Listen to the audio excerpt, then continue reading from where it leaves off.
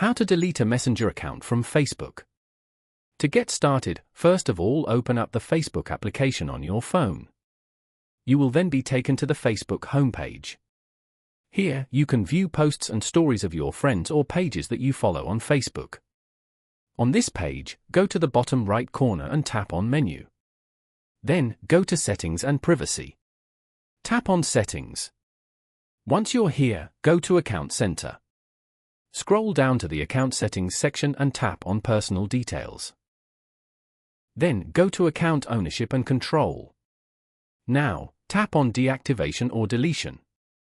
Choose the account you want to delete from here. On this page, select Delete Account and then tap on Continue at the bottom. Tap on Continue again. From here, select a reason why you're deleting your account and tap Continue.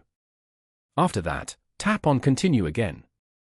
Once the deletion process has begun, you won't be able to reactivate your account or retrieve any of the content or information that you have added. Tap on Continue to confirm. Now, re-enter your password to continue. Following these steps, you can easily delete a Messenger account from Facebook.